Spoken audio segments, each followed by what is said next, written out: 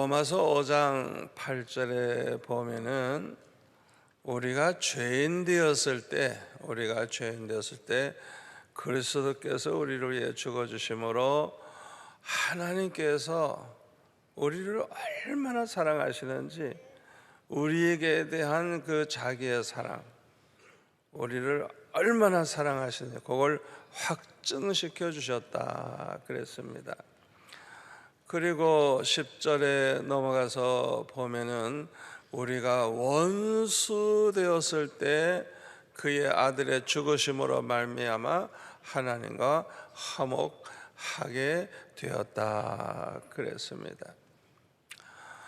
이 원수라고 하는 것, 이것은 아주 관계가 가장 나쁜 그런 상태에 있는 걸 말합니다. 우리는 죄 때문에 죽어 마땅하고 원수가 됐으니 이거는 희망이 없죠. 하나님과 제일 관계가 안 좋은 그런 상태에 이제 빠져 있었던 죄인들입니다. 대부분의 사람들은 원수를 미워하고 싫어하죠. 그냥 원수는 저건 다 죽어야 돼. 저런 것들은 다 망해야 돼. 그냥 원수에 대해서는 누구나 다 아주 증오심을 가지고 있죠. 그리고 악한 사람은 자기가 직접 그냥 원수를 보복하려고 그러죠. 그런데 우리 주님은 원수 되었던 우리를 위해서 죽어 주셨다는 것입니다. 원수가 죄로 말미암아 멸망할 수밖에 없는데 우리의 죄를 대속하시려고 십자가에 못 박혀 죽으신 것입니다. 그래서 하나님과 우리의 사이를 화목되게 해 주셨다고 하는 것입니다. 저와 여러분은 이렇게 하나님의 크신 사랑을 받았습니다. 그런데 오늘 본문에 보니까 사도 바울은 여기에 대해서 11절 12절에 보니까 이렇게 말했어요. 그러므로 생각하라. 너희는 그때 육체로는 이방인이여 손으로 육체에 행한 할례를 받은 무리라 칭하는 자들로부터 할례를 받지 아니한 무리라 칭함을 받는 자들이라. 그때 너희는 그리스도 밖에 있었고 이스라엘 나라 밖에 사람이라. 약속의 언약들에 대하여는 외인이요 세상에서 소망이 없고 하나님도 없는 자였다 그랬습니다. 우리는 하나님과 단절되었다는 거예요. 생명의 근원이신 하나님과 단절이 되어 있었어요. 축복의 근원 되신 하나님과 완전히 단절된 그런 상태에 있었다고 하는 것입니다. 이 세상에서 이보다 더 불행한 일이 어디 있겠어요? 하나님 없이 살다가 하나님 없이 죽어서 영원한 지옥불에 들어가는 인간, 세상에 이보다 더 불행한 인간이 어디 있겠습니까? 그뿐만 아니라 사람과 사람 사이에서도 단절되어 있었다는 것입니다. 선악과를 따먹은 이후에 이 아담과 하와가 부부싸움 세게 했을 거예요. 그렇죠? 성경에는 기록 안 됐지만은 아이고 아담이 하와를 좋아할 때는 언제고 하나님이 내게 주셔서 함께 살게 한 저 여자가 나한테 줘서 먹었다. 결국은 자기는 죄가 없고 하와만 죄가 있어서 마치 죽어야 될 사람인 것처럼 그렇게 얌체 같은 얘기를 했어요. 아마 그때부터 여자들이 남편에 대한 아마 앙심을 품고 사는 것 같아요. 두고 봐라. 가인과 아벨, 아이고 세상에 사람도 별로 없는 그때에 아니 그 아담과 가인과 아벨 사이가 얼마나 원수가 돼가지고 때려 죽이고 말잖아요. 유대인과 이방인 사이에, 신자와 불신자 사이에, 배운 사람과 배우지 못한 사이에, 재산에 있는 사람과 없는 사람 사이에, 지위가 있는 사람과 없는 사람 사이에, 유색인종과 백인들 사이에 이렇게 단절이 되어 있었습니다. 사도 바울 당시에는 유대인들이 이방인들을 아주 멸시천대했다고 합니다. 그래서 그들을 향해서 저것들은 무할례당이야, 할례도 받지 못한 인간이야, 이 말이 뭐냐 하면 저놈들은 그냥 개와 같은 놈들이야, 그런 쌍소리와 같다고 합니다.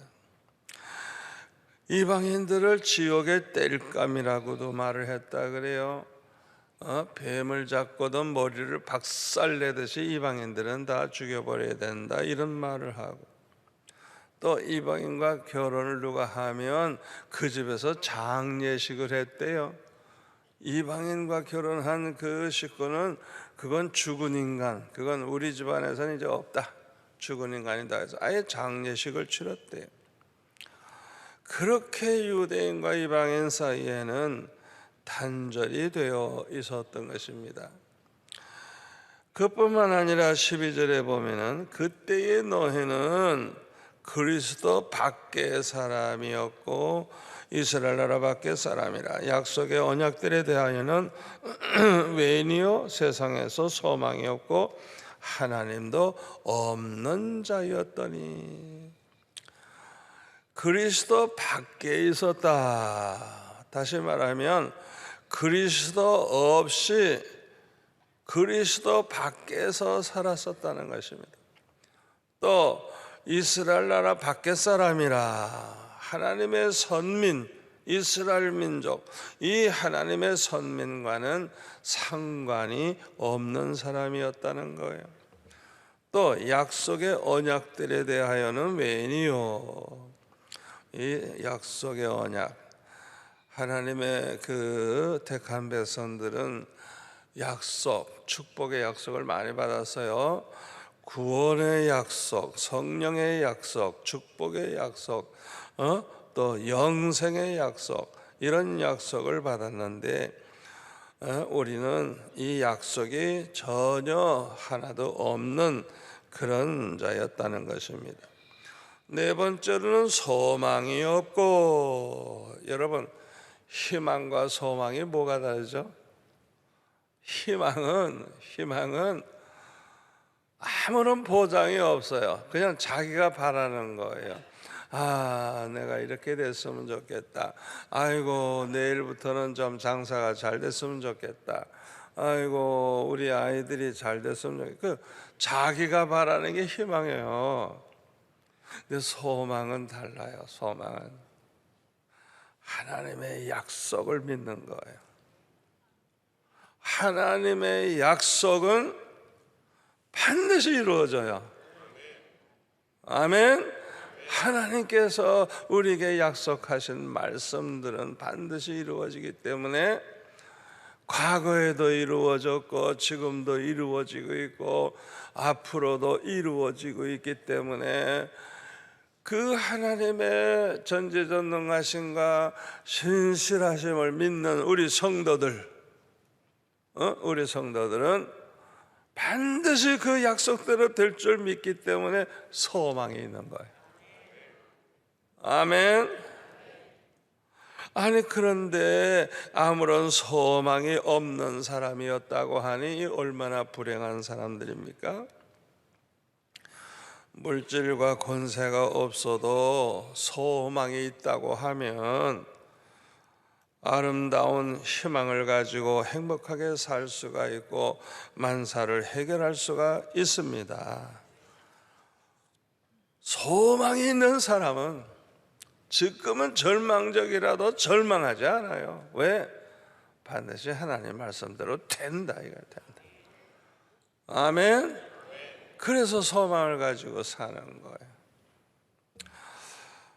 이와 같이 소망은 우리의 힘이 되고 기쁨이 되고 우리 삶의 활력사가 되는 것입니다. 그러나 이 소망이 없는 사람은 죽은 자와 같아요.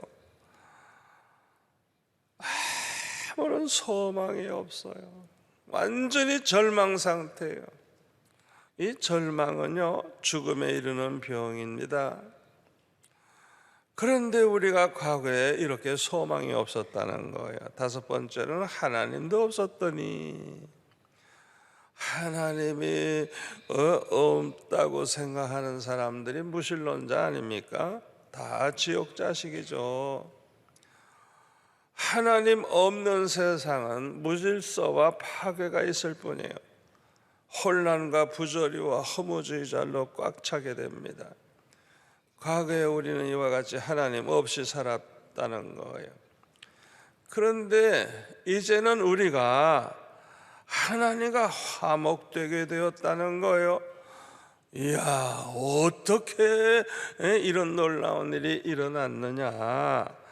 우리 예수님이 하나님과 우리 사이에 중보자가 되어주셨기 때문이라는 거예요. 아멘.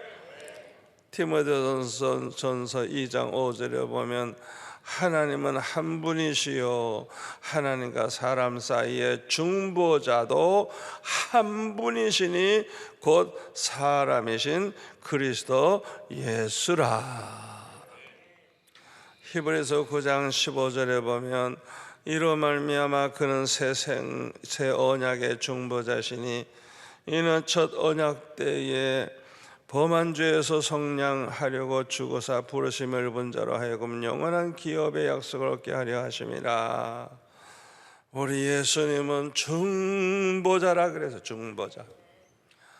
여러분, 중보자는요 두 가지 자격이 있어야 중보자가 될 수가 있어요. 첫째로는 하나님과 사람 사이의 중보자이기 때문에 신성과 인성 두 가지가 다 있어야 돼요. 다 있어야 돼요.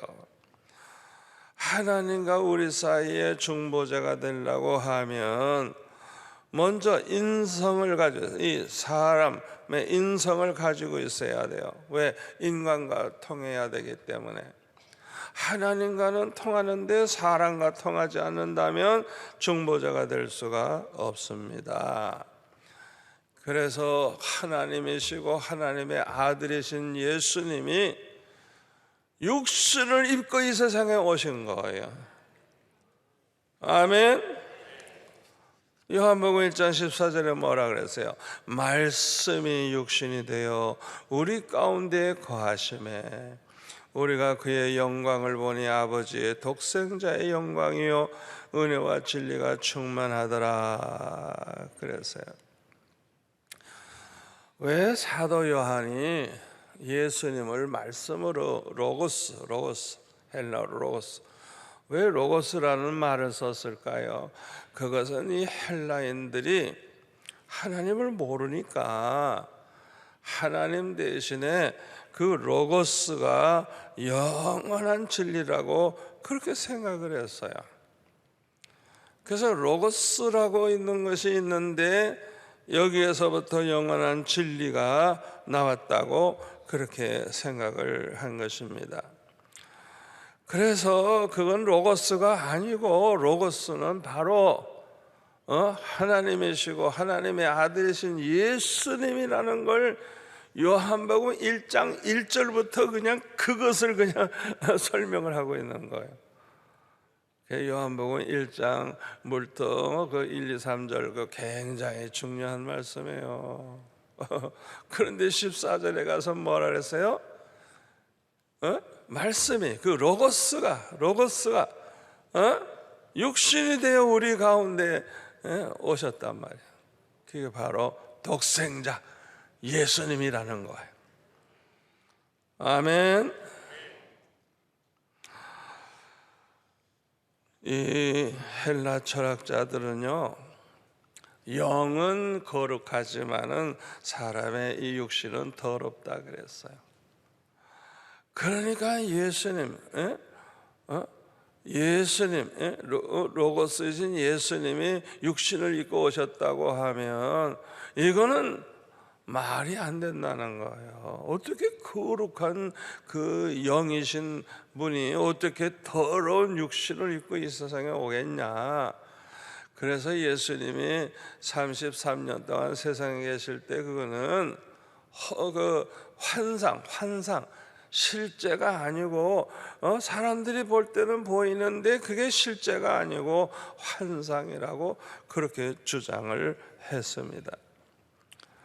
여러분, 헬라 철학자들의 말대로 예수님이 육신을 입고 오시지 않고 그냥 환상뿐이었다고 하면 뭐가 문제가 됩니까? 육신이 있어야 십자가에 못 박혀 죽을 수가 있죠. 십자가에 못 박힌 것도 허상이라고 그러면 우리는 죄사함 받을 길이 없고 구원받을 길이 없는 거예요. 그러니까 이 헬라 철학자들의 그 영지주의라고 그래요. 그노시스즘이라고 하는데 이건 아주 그냥 대이단이에요. 대이단. 아주 그냥 예수님의 이 구원을 부인하게 되는 아주 큰 이단인 것입니다. 그래서 요한일서 4장 1절부터 보면은 사도 요한이 이렇게 말합니다. 사랑하는 자들아, 영을 다 믿지 말고 오직 영들이 하나님께 속하였나 분별하라. 많은 거짓 선지자가 세상에 나왔습니다. 이로써 너희가 하나님의 영을 알지니 곧 예수 그리스도께서 다 같이요 육체로 오신 것을 시인하는 영마다 하나님께 속한 것이요 예수를 시인하지 아니하는 영마다 하나님께 속한 것이 아니니 이것이 곧 적그리스도의 영이니라. 오리라 한 말을 너희가 들었거니와 지금 벌써 세상에 있느니라. 이야, 참 예수님 십자가 지시고 부활하시고 승천하신 이후에 얼마 되지 아니해 가지고 벌써 이런 대이단이 그냥 그 당시에 나왔다는 거예요. 여러분, 예수님이 왜 육신을 입고 오셨는지 아셨죠? 중보자가 되기 위해서. 아멘. 하나님이신 주님이 왜 육신을 입고 오셨냐? 중보자는 신성과 인성 두 가지를 다 가지고 있어야 되기 때문이라 이거예요. 중보자는 신성을 또 가지고 있어야 돼요. 왜냐하면 중보자는 하나님과 통해야 되기 때문에 그렇습니다. 사람과는 통하는데 하나님과 통하지 못한다면 중보자가 될 수가 없어요. 중보자는 하나님과 사람 둘 다 양쪽에 다 통해야 돼요. 자, 천사는 중보자가 될 수 있을까요? 왜 안 돼요? 욕심이 없어서. 우리를 위해 십자가 못 박힐 수가 없잖아요. 그렇죠? 또 석가나 마호멧이나 공자, 맹자 이런 사람들 중보자 될 수 있어요? 사람과는 통하지만 하나님과는 통할 수가 없기 때문에 중보자가 될 수가 없습니다. 그러므로 중보자는 반드시 신성과 인성이 있어야 하는데 이 세상에는 이 두 가지를 가진 사람이 없어요. 그래서 할 수 없이 하나님께서 독생자 예수님을 이 세상에 보내셔서 육신을 입고 태어나게 하셔서 신성과 인성을 두 가지 다 가지신 참 하나님, 참 사람이 되게 하신 것입니다. 그래서 하나님과도 통하고 사람과도 통할 수 있게 하셨던 것입니다. 그러므로 예수님만이 중보자십니다. 중보자의 두 번째 자격은 죄가 없어야 돼요. 죄 있는 인간은요, 자기 죄로 다 심판받아 멸망한 인간이 무슨 중보 역할을 하겠어요? 석가모니, 공자, 맹자, 마험에 다 죄인들이기 때문에 중보자가 될 수가 없어요. 아담의 피를 물려받은 모든 인간은요, 타락의 속성을 가지고 태어나기 때문에 누구나 다 내버려둬도 죄를 범하게 돼 있어요. 죄를 범하게 돼 있어요. 금방 태어났다 죽은 아이라도 죄 많은 남녀 사이에 태어났다면 그 애도 아예 그냥 죄성을 가지고 태어나는 거예요. 시편 51편 5절에 보면 내가 죄악 중에 출생하였으며 모친이 죄 중에 나를 잉태하였나이다. 로마서 3장 10절에 보면 의인은 없나니 하나도 없고 하나도 없어. 전도서 7장 20절 선을 행하고 죄를 범하지 아니하는 의인은 세상에 없으되 아주 없도다. 선한 일만 하고 죄를 범하지 아니하는 인간이 이 세상에 하나도 없대요. 우리 예수님도 요셉과 마리아 사이에서 태어났다면 역시 죄인일 수밖에 없어요. 그래서 예수님은 요셉과 마리아가 결혼하기 전에 합방하기 전에 동정녀의 몸, 처녀 몸, 그 몸 안에 잉태되셔서 오셨던 것입니다. 이렇게 될 것을 창세기 3장 15절에 보면 일찌감치 예언을 하고 있어요. 이 뱀 때문에 하와가 선악과 따먹었잖아요.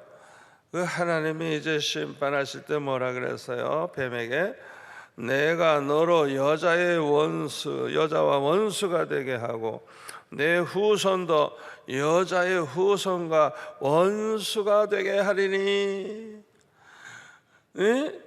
또 여자의 후손은 내 머리를 아주 박살낼 것이고 너는 그의 발꿈치를 상하게 할 것이라. 발꿈치 뭐 상해봤자 뭐 회복되는 거 아니에요. 그러나 머리를 그냥 상하게 하면 죽는 것이죠. 그러니까 예수님이 장차 메시아가 와서 모든 마귀를 멸하고, 아멘. 또 예수님은 십자가에 못 박아 죽으셨지만 사흘 만에 다시 살아나실 것을 또 이렇게 아예 그냥 미리 예언을 한 것입니다. 여러분, 사탄 마귀가 아직 예수님 십자가 지신 이후에 벌써 한 2000년 동안 아직도 내버려 두고 있는데요, 언제 끝날까요? 예수님 재림하시는 날에는 끝납니다. 아멘. 예수님 재림하시는 그날에는 이제 모든 마귀가 다 묶음을 받게 됩니다. 요한계시록 22장 18절 19절에 보면은 이 두루마지 성경 안에서 우리가 하나를 더해도 안 되고 빼도 안 된다 그랬어요. 이 사람들은 다 재앙을 더 받게 되고 심판을 받게 되고 결국은 멸망하게 될 것을 말씀하고 있어요. 여러분, 천주교에서는 십계명을 아주 그냥 완전히 뒤범벅을 만들어 버렸어요. 그래서 우상을 만들지 말고 절하지 말라 아예 없어버렸어요. 우상 숭배 마음대로 하도록. 그게 천주교입니다. 구약 성경을 보세요. 이스라엘 민족이 언제 항상 망했어요? 우상 숭배하다가 망했지. 그런데 그거를 해도 된다 이거야. 우상 숭배하는 거 그걸 아예 그냥 만들고 절하지 말고 빼버렸어 그냥. 그리고 천국과 지옥 외에 또 연옥이 있대나? 이렇게 성경에서 마음대로 가감을 했어요. 여러분, 이것은 그들이 이단이라는 걸 보여주는 거예요. 구원이 없습니다. 여러분은 왜 예수님께서 동정녀 몸에 잉태하셔야 되는지 이제 알게 되셨죠? 중보자가 되기 위해서.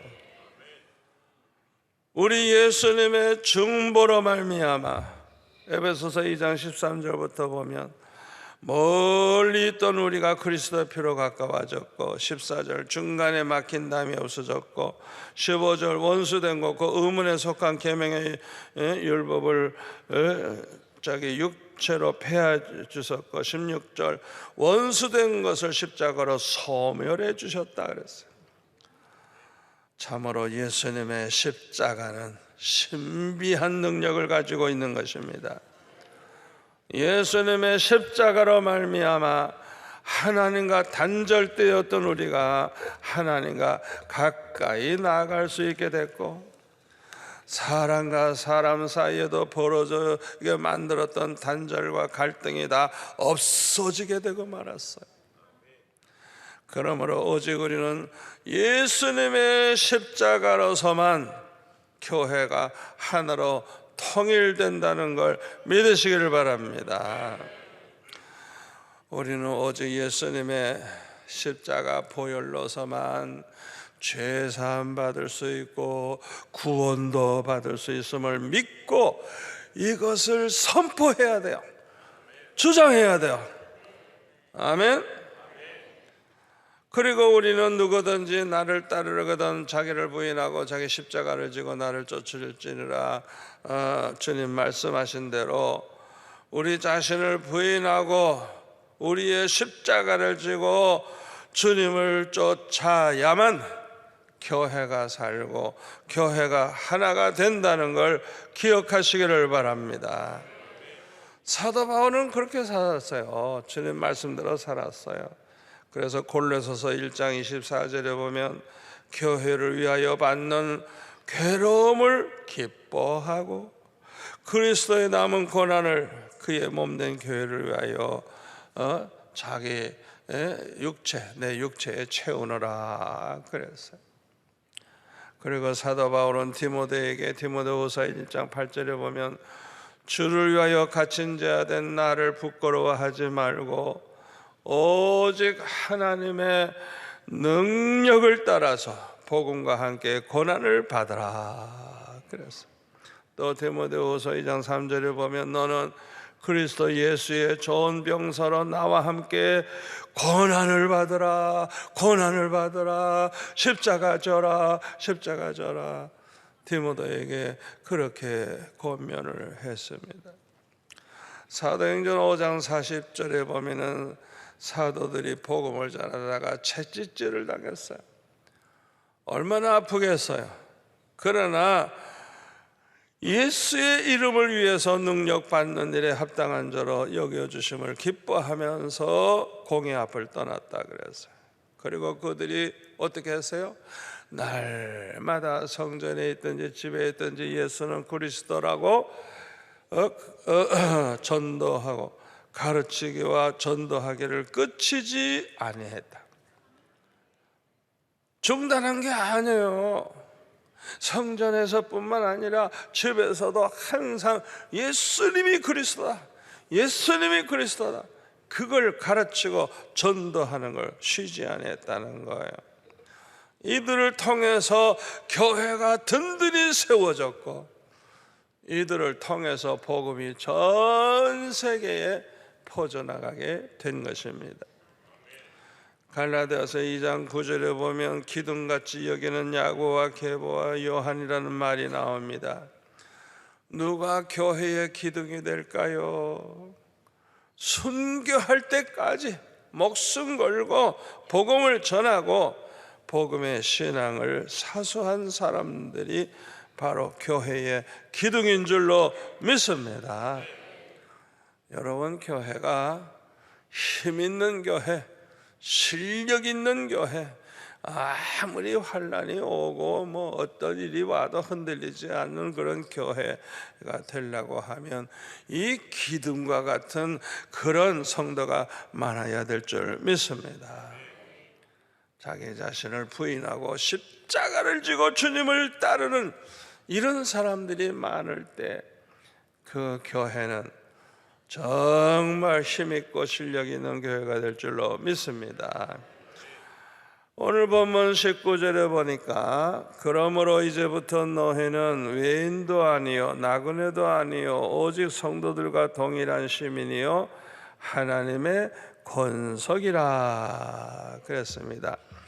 한마디로 말해서 예수님께서 십자가를 지심으로 하나님과 우리 사이의 중보 역할을 잘 해가지고 화목하게 해 주신 이후에 어떤 변화가 일어났느냐? 우리가 하나님의 집에 한 가족이 됐다는 거예요. 아멘. 한 하나님을 아버지로 모시고 하나님의 한 가족이 되었다는 것입니다. 전에는 유대인과 이방인 사이에 간격이 있었지만은 이제는 예수 그리스도로 말미암아 그 장벽이 다 없어졌어요. 모두가 다 성도들과 동일한 시민이 되었고 하나님의 권석이 된 것입니다. 미국에 그 레코드를 통해서 전도하는 단체가 있는데 지금까지 3,109방언으로 레코드를 만들어서 전 세계 각처에 보냈다고 합니다. 그러니까 이 세상에는 많은 종족이 있는 거예요. 이 언어가 달라. 그래서 할 수 없이 그 나라 말로 복음을 들어야 되니까 이제 그걸 레코드를 만들어 가지고 그렇게 이제 보내줘서 전도를 했다고 하는 것입니다.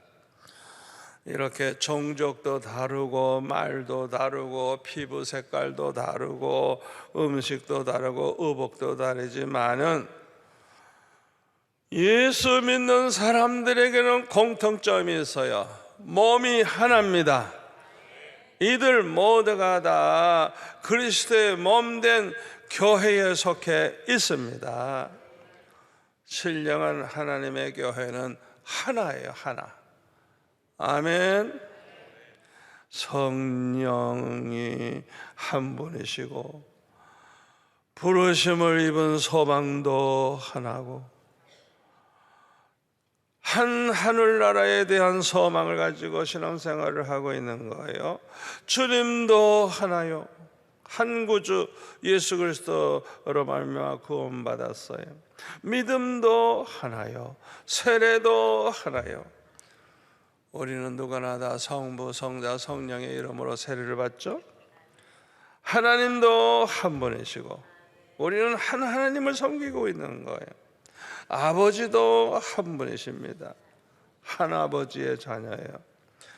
이렇게 전 세계에 흩어져 있는 하나님의 큰 가족은 뭐 다른 것도 좀 있긴 하지만은 근본적인 것은 다 같은 것입니다.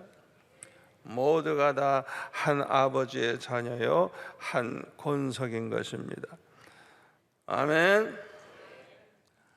저는 그 어렸을 때 참 교회에서 사랑도 많이 받고 또 저 자신도 교회를 너무너무 사랑하고 아예 그냥 교회에서 살다시피 했어요. 저는 우리 집보다 교회가 더 좋았거든요. 그래서 그냥 뭐 새벽에도 나가고 학교 갈 때 기도하러 가고 학교에서 올 때 기도하러 가고 저녁 먹으면 기도하러 가고 또 철야도 하고 학교 가서는 졸고 그 다음에는 이제 뭐 예배는 절대 안 빠지고 뭐 어린아이가 대회까지 다 참석을 했어요. 그리고 그냥 성경도 많이 읽어가지고 그냥 1년에 몇 번씩 통독을 하고 그랬어요. 이야, 그런데 교회가 왜 그러는지 모르지만은 싸움판이 벌어지는데 우와, 아니 그렇게 하나가 돼 있던 분들이 제가 대학생 때는 중고등부를 맡았거든요. 그래가지고 저는 중고등부 교사를 하면서 성가대도 하고 지휘도 해보고 나는 틀려도 칭찬만 해주는 지휘자예요. 그냥 너무너무 좋아하죠. 하여튼 학생이지만 전도사 이상으로 일을 했어요. 모든 걸 다 했으니까. 그런데요, 교사회 할 때마다 그냥 열 몇 명의 교사가 그냥 얼마나 재미있어요, 얼마나. 그런데 교회에 분쟁이 일어나니까 여기 쪼개지는데요, 인사도 안 하고 말도 안 하고 완전히 그냥 남남이 되더라고요. 제가 얼마나 충격을 받았는지. 제일 제 마음에 충격이 뭐냐, 아니 우리는 한 아버지의 자녀로서 한 하나님을 섬기고 한 성령을 받아서 우리는 한 천국에 같이 가 살 하나님의 가족인데 어떻게 저렇게 될 수가 있지? 이상하다. 둘 중에 하나는 지옥 가기로 결심했구나. 아무리 해도 난 이해를 못하겠어요.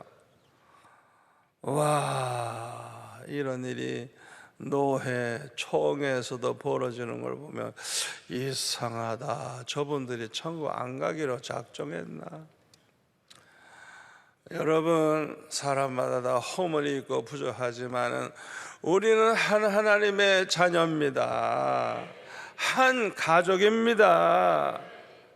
아멘. 하나님의 신령한 교회에 우리는 똑같은 지체입니다. 아멘. 지금은 전 세계에 이런 성도들이 흩어져 있지만은 앞으로 한 자리에 모일 때가 옵니다. 요한계시록 7장 9절부터 보면은, 이일 후에 내가 보니 각 나라와 족속과 백성과 방언에서 아무도 능히 셀 수 없는 큰 무리가 나와 흰 옷을 입고 손에 종려 가지를 들고 보좌 앞과 어린 양 앞에 서서 큰 소리로 외쳐 이르되, 구원하심이 보좌에 앉으신 우리 하나님과 어린 양에게 있도다 하니, 모든 천사가, 이야 어마어마하겠죠? 모든 천사가 보좌와 장로들과 네 생물의 주위에 있다가 보좌 앞에 엎드려 얼굴을 대하고 하나님께 경배하여 이르되, 아멘. 찬송과 영광과 지혜와 감사와 존귀와 권능과 힘이 우리 하나님께 세세토록 있을지어다. 아멘. 우리 성도들이 다 한자리에 모일 날이 와요. 모두가 다 구원받은 우리 성도들은 예수님의 십자가로 죄사함 받았기 때문에 깨끗한 흰옷을 입고 모이게 됩니다. 모여서 우리가 함께 찬양하는 거예요. 구원하심이 보좌에 앉으신 우리 하나님과 어린 양에게 있도다. 아멘. 찬송과 영광과 지혜와 감사와 존귀와 권능과 힘이 우리 하나님께 세세토록 있을지어다. 아멘 하면서 우리가 함께 찬양할 날이 오는 것입니다. 중보자이신 예수님의 십자가 보혈로 말미암아 저와 여러분 모두가 다 한 권속이 된 것입니다. 아멘. 그 다음에 20절 21절에 보니까, 너희는 사도들과 선지자들의 터위에 세우심을 입은 자라. 그리스도 예수께서 친히 모퉁이 돌이 되셨느니라. 그의 안에서 건물마다 서로 연결하여 주 안에서 성전이 되어가고, 우리는 중보자이신 예수님으로 말미암아 우리는 한 집이 되고 있다는 것입니다. 하나님의 집은 성전을 가리키는 거예요. 성전은 하나님이 거하시는 처소요, 만민이 기도하는 처소입니다. 우리 성도들은 이 성전에 모여서 하나님의 말씀을 듣고 하나님께 기도하고 예배합니다. 그런데 고린도전서 3장 9절에 보면 우리를 하나님의 집이라 그래서 우리를, 또 고린도전서 3장 16절에 보면 너희는 너희가 하나님의 성전인 것과 하나님의 성령이 너 안에 계시는 것을 알지 못하느냐. 이 말씀대로 우리 성도들 한 사람 한 사람은 모두가 다 하나님의 성령을 모시고 있는 하나님의 성전인 것입니다. 아멘. 그래서 고린도전서 6장 19절에 보면 너의 몸은 너희가 하나님께로부터 받은 바 너희 가운데 계신 성령의 전인 줄 알지 못하느냐. 그런데 에베소서 2장 22절에 보니까요, 너희도 성령 안에서 하나님이 거하실 처소가 되기 위하여 그리스도 예수 안에서 함께 지어져 가느니라. 아멘. 저와 여러분과 같이 예수 믿어 구원받은 성도들이 이렇게 모여서 하나님의 집, 거룩한 그런 성전이 되는 것입니다. 다시 말하면 이 눈에 보이는 이 성전은 그냥 집이죠, 집. 여기서 그냥 예배드리고 하나님 앞에 기도하고 그러죠. 그런데 진짜 하나님의 교회, 진짜 하나님의 집은 하나님을 모신 사람들, 이 사람들이 하나님의 성전이고, 이 사람들이 다 모여가지고 이제 완성이 될 날이 오는데, 그때까지는 지어져 가고 있어요. 완성이 아직 안 됐어요. 언제 완성될까요?